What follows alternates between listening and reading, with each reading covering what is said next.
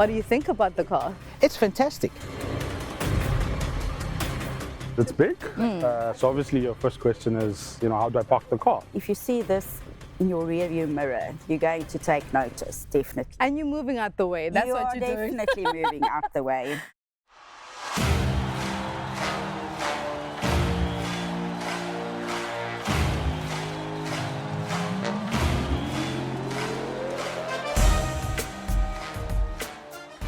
We're in George for the launch of the new Isuzu D-Max AT35 Arctic, and let me tell you, it looks like a real mean machine. Can it actually perform like a real mean machine? I don't know, but we're going to find out because we're going to be spending a lot of time in it today, and I'll be chatting to some of our journalists to find out what their thoughts are on this baby here.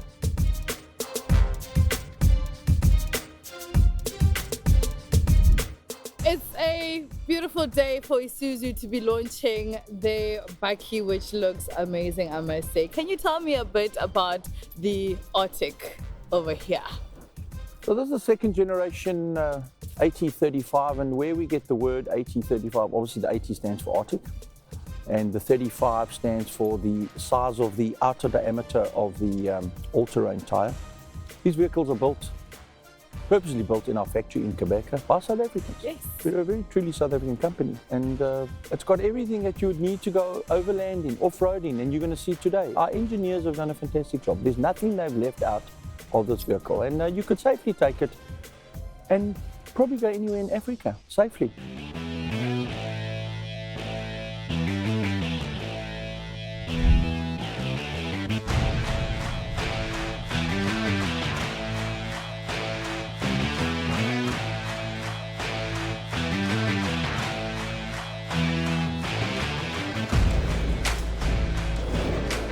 Can you tell me about the styling of the Isuzu Arctic? Look, looks the part. Yes. Looks the part. You're looking at the D-Max, the MEX, styling facial-wise, nothing different. Yes. The size, it's big. So obviously your first question is, how do I park the car? Of course. And do you see yourself being in a car of this magnitude? You're really worried about parking it. So look at my size, so this is a car for me. This is my kind of car. I have always been a bit partial to Isuzu, but that front end is just so striking. It really, really is.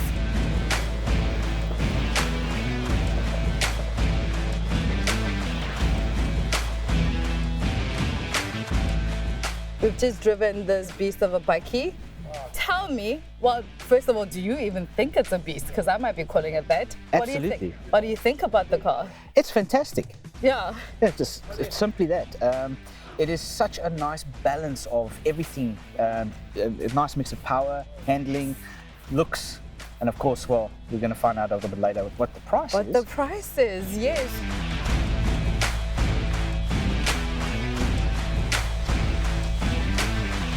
And how do you think the car performed in that rocky terrain? Okay, Isuzu has always had a very good name for off-road driving. The fact that it has a better approach and departure angle, yes, and also the better ground clearance is also a big bonus. I think you could basically take this bakkie anywhere and you'd be fine.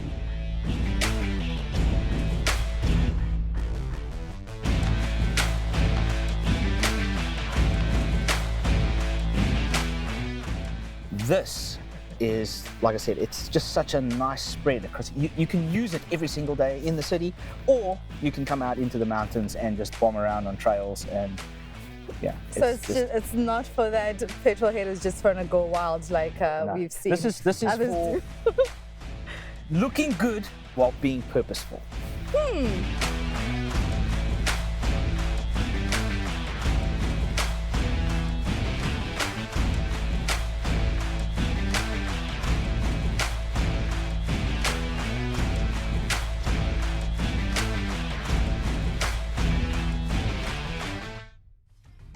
Let's talk about who the customer for Isuzu is, and can this bakkie actually match up to a Ford Ranger as well as a Toyota Hilux? Absolutely, there's not even a question of a doubt. We've built our reputation over many, many years in South Africa through absolute reliability. Our vehicles are extremely economical and the cost of fuel today, so a lot of companies are buying our vehicles because of that. A lot of customers are buying our vehicles because with the cost of fuel today, the cost of maintenance, and that's where Isuzu is fantastic.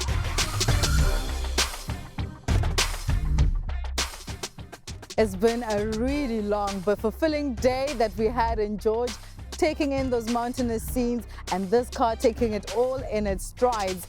It's a beautiful car, it's beefier, it's meatier, and it looks the part. Will we be seeing a lot of them on the roads? Well, with this styling and this package, I really think we should. Whether you are planning to cross continents or you simply want to make the ultimate bakkie statement, there's no doubt that the D-Max AT35 will help you in your quest. Mpho and Blessing were also at the launch, and I'm keen to find out firsthand what their thoughts of this beast and what it's like to drive. So guys, this thing looks wild. I mean, how wide is it? Because it's difficult to see on a screen or on paper how wide this thing is, but those fenders look like they're like this much flared out. Is it as menacing in the flesh? Oh, in the flesh it's even worse. Is it? It's 10 times worse in the flesh. Pictures really don't do it justice. It is huge. Bigger than a Raptor? Bigger than a Raptor. It is. The AT35 is actually a bit bigger. That's crazy. And it's tall. I mean, getting inside, you really need to jump inside. I mean, I was wearing jeans on the launch, and I was afraid my jeans would tear because it's so high. I kid you not. Like, it is a beast. It's interesting because when you look at the bakkie segment, you've got your loyalists in each brand. And to me, this is a bakkie that's going to speak to people who already love Isuzus, because it's difficult then to compare it to, let's say, a Raptor or an Amarok or anything or Hilux, because for the 1.1 million rand, it's about 1.1 million rand that you're going to spend on it. It's a lot of money, but you would need to be a loyalist now if you're going to compare apples for apples, because naturally, are you going to spend 1.1 million on an Arctic, or are you then going to spend 1.1 million rand on the infamous Raptor with 300 odd kilowatts, you know? So we had a very interesting discussion at the launch with some of the team from Isuzu, and they actually don't see themselves as competition at all. And of course, they wouldn't, but for the consumer, it's a different story. Yeah. If you look underneath the skin, you know, these are completely different cars. Yeah. The Raptor, and I'll say this quite confidently, probably wouldn't do off-roading as well as the Arctic AT35. Interesting. Because it's got so much power. It's got too much power for off-roading. I mean, that was going to be my next question, to say, how does it drive? Is it because now it's big, it's bulky, they haven't changed the power? Does that not kind of mess up with the V-Cross recipe? What do you think? No, not at all. It does not mess up with the recipe. And I'm so glad we went Bundu bashing, because couldn't have it any other way. Yeah. That was where it's meant to be and what it's made for. That's why now when we speak of comparisons, this is literally made for the Bundus. This is literally made for going off-road, climbing mountains, and going into the path that is less traveled. With those 35-inch tires, everything is just literally specialized by Arctic trucks for it to go off-road and challenge whatever you give it. I just don't have the exact sales figures, but Isuzu is selling a lot of these every single month. Surprisingly, actually, and I don't think we're speaking about it enough. You know, we speak mostly about, you know, Amarok, Ranger, Hilux, but Isuzu doesn't get the recognition it deserves. That's true. And I really think we need to give it its flowers. That's very true. And, you know, considering the fact that, like you say, we're the first, you know, outside of anywhere else in the world, these Arctic bakkies are built here. That's big bragging rights, you know. Not only do they build the vehicles here, but now we've got like such a special halo model that we've got locally. So, I mean, like you say, Isuzu does deserve its flowers, because they have been pushing South Africa for a very, very, very long time. Yeah? Indeed.